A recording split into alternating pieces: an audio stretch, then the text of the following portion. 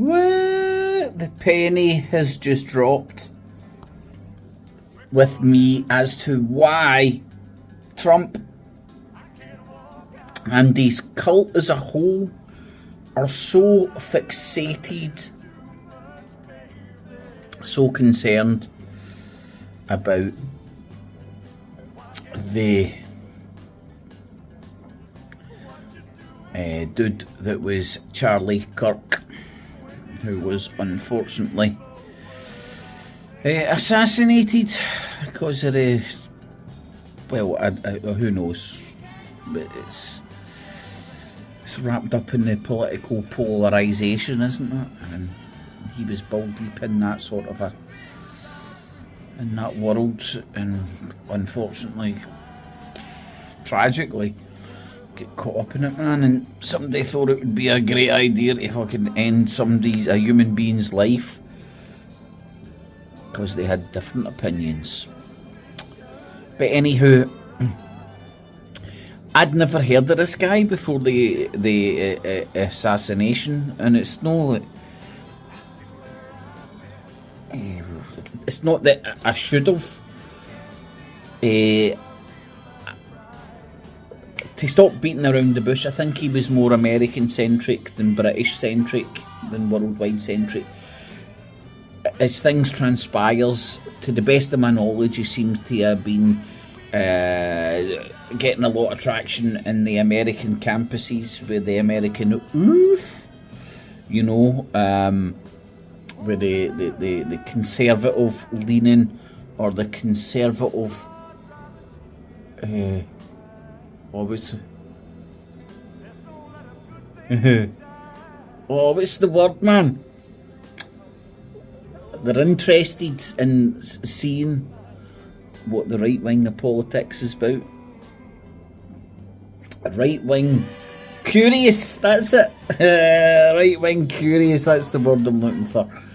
Anyway, so he was down with the roof in the campuses, apparently, man. I'm led to believe. That's probably why he skipped a beat with me, and he's predominantly in the talking about the right wing politics talking points to the American youth. That's why I probably skipped a beat with myself. But the point being is, like, I'd never heard of the guy, but now he seems to be everywhere, and everybody's kind of worshipping him like a god, even here over here in the UK, where he was kind of anonymous until he got took out. Now he seems to be like everywhere. Everybody knows of him or knew of him and stuff. Anywho, the point being is, the movement itself as a whole are scared of losing the traction that guy had with the roof. Whether it be over here in the UK, but I think they've got different dickheads over here in the UK to get traction with the roof, you know, because the UK and America are kind of different markets, if you want. But over in America, again, this isn't, I'm not saying this to be popular. I certainly ain't a populist. I could sit here and tell you, but I could sit here and easily just say what I think people want to hear, easy peasy, but I don't. I say what I think's fucking going on. So, I think the Trump juggernaut, you know, not him as a individual, like sitting in his leather chair stroking a pussycat, grabbing the pussy by the pussy, and going, I'm going to take over the world. But like, just as a whole, the whole movement, they know they're going to get less, they're scared they'll get less traction with the youth now that he's gone to push their brand of politics down the youth of America.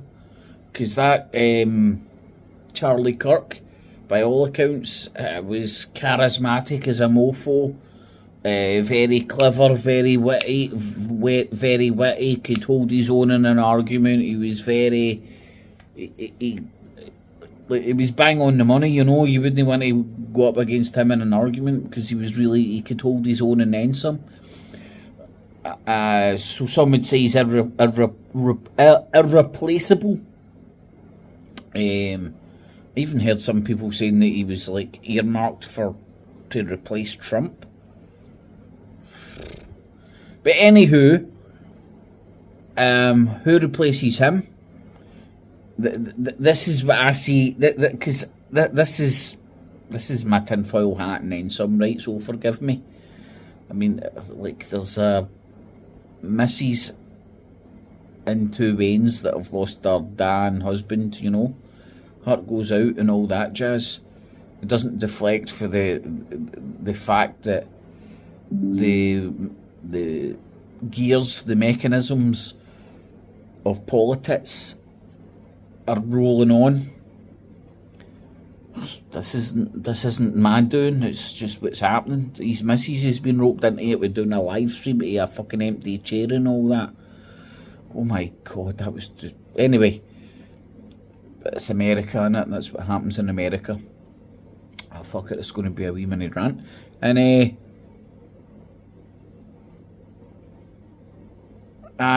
that's why I see the Trump side, the Trump juggernaut, the Trump campaign, the Trump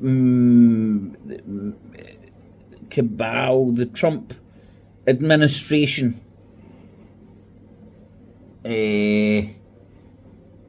are scared of losing the youth or the gravitas that guy, Charlie Kirk, gave their messaging to the youth.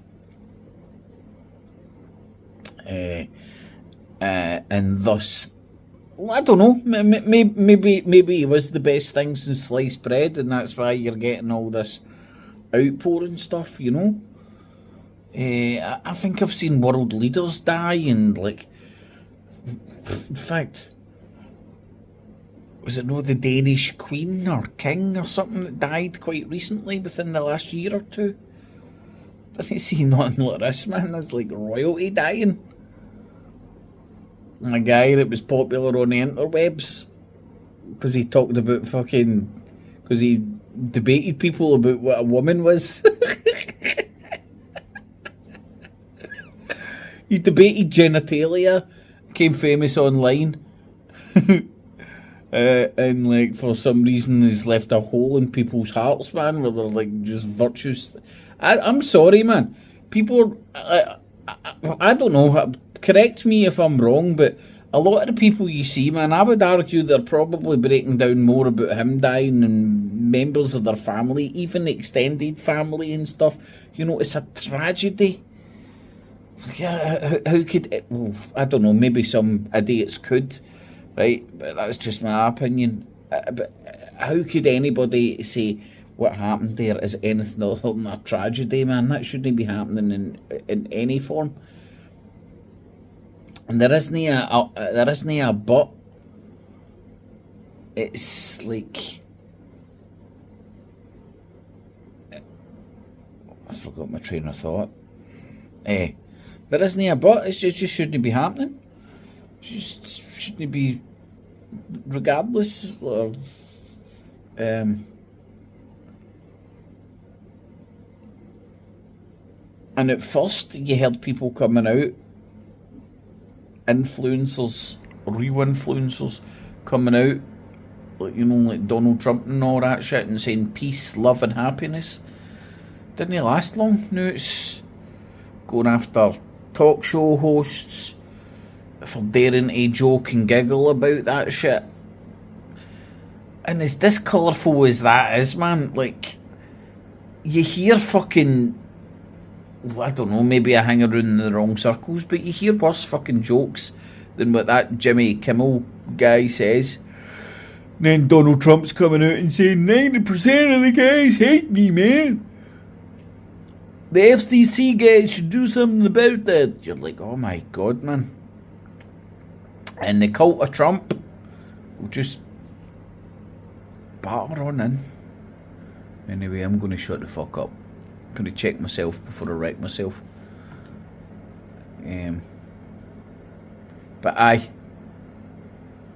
that's why I think they're making such a